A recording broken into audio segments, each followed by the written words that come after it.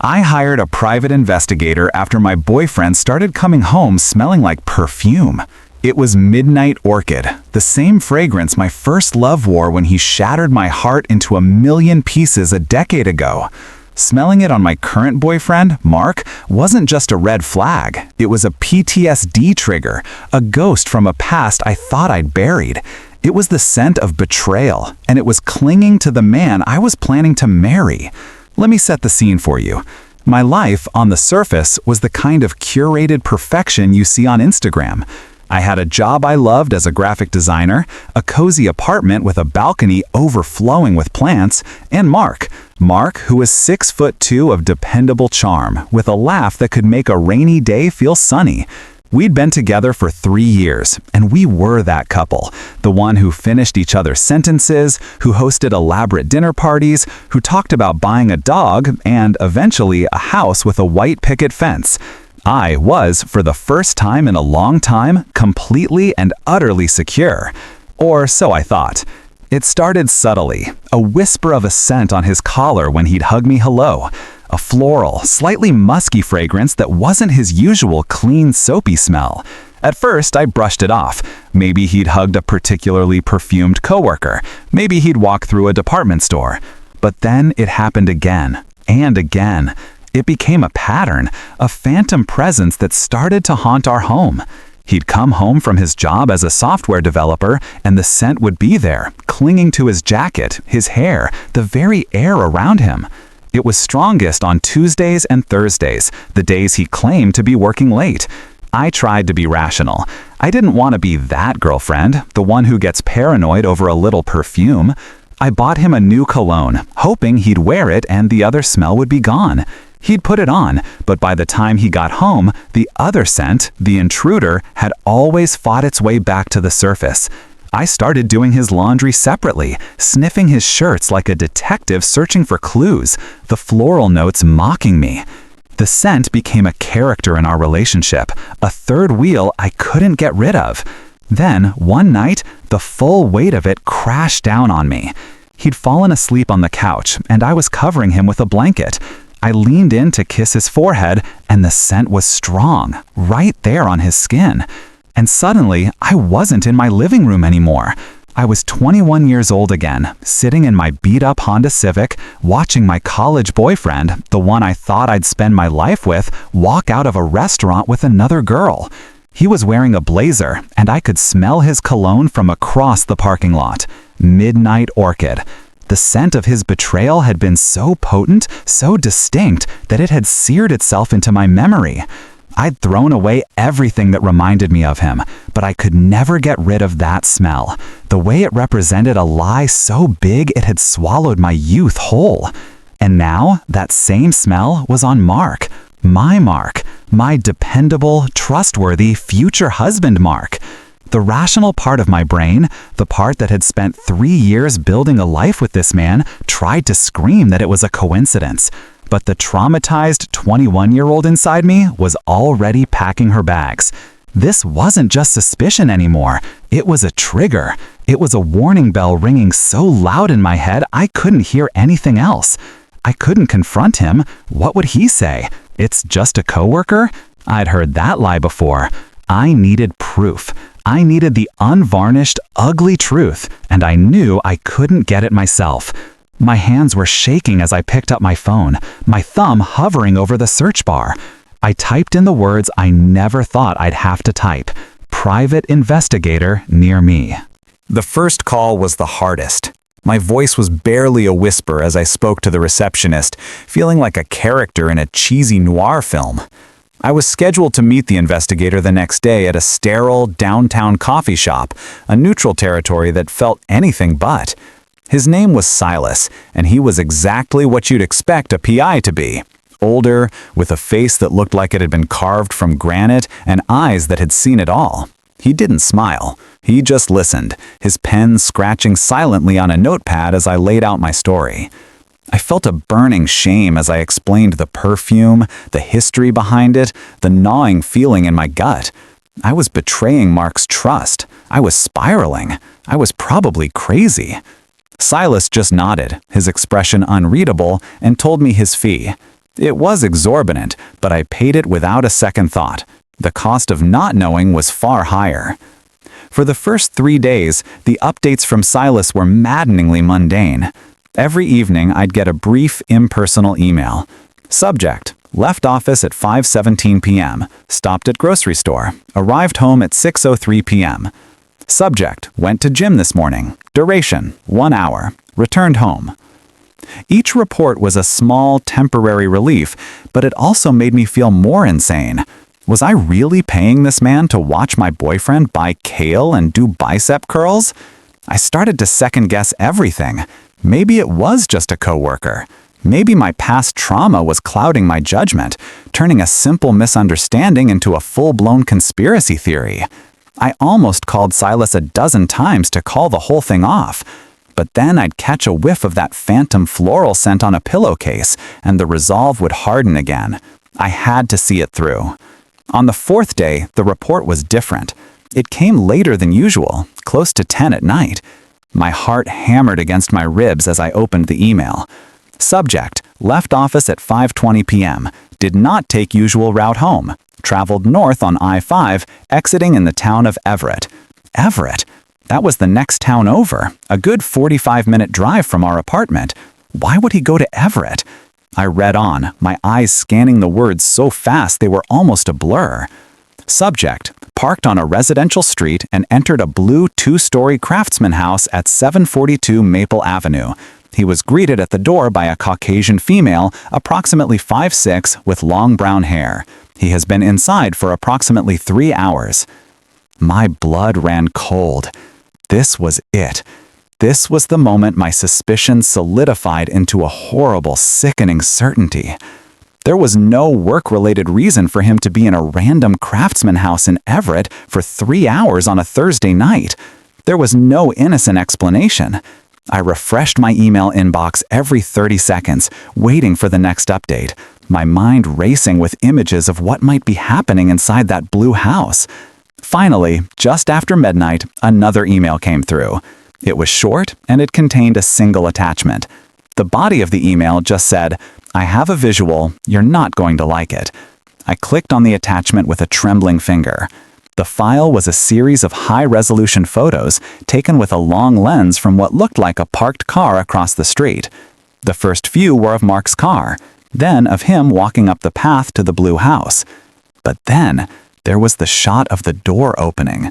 The woman from the report was there, and the way she looked at him made my stomach clench. It wasn't the look of a coworker or a friend. It was the look of intimacy, of comfortable familiarity. She was smiling, a genuine, radiant smile, and she reached out to touch his arm as he stepped inside.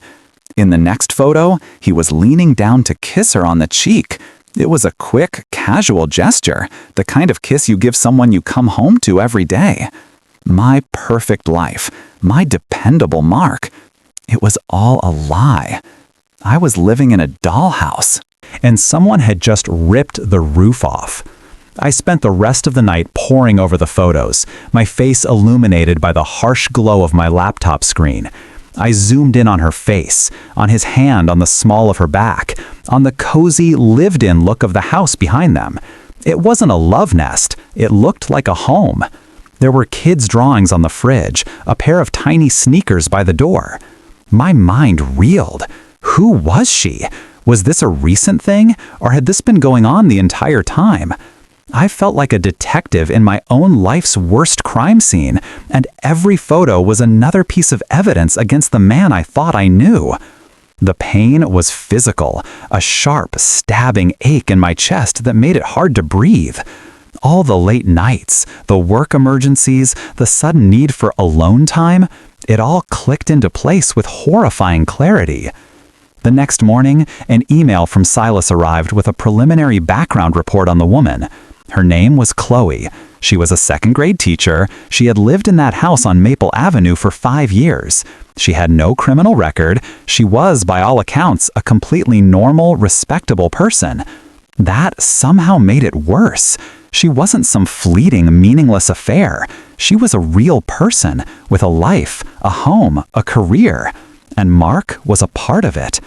I stared at her smiling school picture from the district website, trying to reconcile the friendly-looking teacher in the photo with the homewrecker who had stolen my boyfriend. I felt a wave of nausea. This was real. This was happening. I wasn't crazy. I was just the last to know. I was about to close my laptop, feeling completely overwhelmed, when a new message from Silas popped up. It was just a sentence, but it sent a fresh jolt of ice through my veins. "There's more. You need to see this." My fingers felt clumsy as I opened the new attachment. It was another set of photos, but these were different. They were taken from a different angle, and they were closer. The first one was of Chloe standing in her kitchen, her back to the camera. She was wearing a simple t-shirt and jeans, but the fabric was stretched tight over a distinct rounded curve of her belly. She was pregnant. The air was sucked out of my lungs. It was one thing for him to be cheating on me, to have a double life with another woman. It was another thing entirely for that life to include a child. A child he had conceived with her while he was sharing a bed with me, while we were talking about our future, while I was off birth control because we'd discussed starting a family soon. The betrayal was so immense, so profound, it was almost comical. It was a cosmic joke. I wasn't just the other woman. I was the other woman. I stared at the photo of her pregnant belly, my mind struggling to process the information. This wasn't just a mistake he could apologize for. This was a permanent, life-altering choice he had made. He had chosen her. He had chosen to start a family with her. I was just the placeholder, the side gig. The rage that had been simmering inside me for weeks began to boil, but it was a cold, quiet rage. The tears were gone, replaced by a chilling clarity. This was no longer about my broken heart. This was about a complete and utter deception. As if the pregnancy wasn't enough, Silas's final report that day delivered the most devastating blow of all. He had managed to get closer to the house, posing as a utility worker, and had overheard a conversation between Chloe and a friend who had come over. The friend, a bubbly blonde, had asked Chloe how she was holding up with the situation. Chloe's response, which Silas had managed to record on his phone, was a dagger to the heart. She knew. She knew about me. She knew Mark had a serious girlfriend back in the city. She wasn't a victim in this. She was a willing participant. She was carrying the child of a man who was living a double life, and she was okay with it. The two of them had constructed this elaborate fantasy, and I was the ghost haunting the edges of it. The entire dynamic shifted in an instant. It wasn't just him betraying me, it was them, a team, a unit, and I was the enemy. I wasn't just heartbroken anymore, I was furious. I was a soldier who had just discovered she was fighting a war on two fronts. The next 24 hours were a blur of cold, methodical planning. The grief was still there, a heavy cloak on my shoulders, but it was overshadowed by a surge of adrenaline, a warrior's instinct. I wasn't going to cry and scream and beg for answers. I was going to present my case like a prosecutor. I printed out the most damning photos. Mark kissing Chloe hello, his hand on her pregnant belly, the two of them laughing in her kitchen. I arranged them in a neat, chronological pile on the dining room table, the heart of our home, the place where we had shared countless meals and dreams. I even printed out Silas's report, highlighting the part where Chloe's friend mentioned me. This was my evidence, my Exhibit A. That evening, I cooked Mark's favorite meal, lemon herb chicken with roasted potatoes. I set the table with our nice dishes, lit a couple of candles, and poured him a glass of the expensive red wine he loved. I played the part of the doting girlfriend perfectly, smiling, asking about his day, my heart a cold, hard stone in my chest. He was relaxed, completely oblivious. He talked about a new project at work, complaining about his boss, all while the evidence of his other life sat just a few feet away, hidden under a stack of mail. The irony was so thick I could taste it. He was lying to me with every breath, and I was smiling back, feeding him the last peaceful dinner he would ever have in this home. After we finished eating, I cleared the plates, my movements slow and deliberate. I came back to the table and sat down across from him, my expression unreadable. He looked at me, a question in his eyes, and I simply slid the stack of mail aside, revealing the first photograph. It was the one of him walking up to Chloe's front door. I watched his face as his eyes scanned the image. The confusion was the first emotion, followed by a flicker of something else, fear. I slid the next photo across the table. The kiss on the cheek. His face began to pale.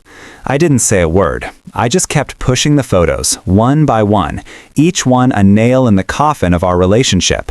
His hand on her back, the two of them inside the cozy house. I saved the best for last.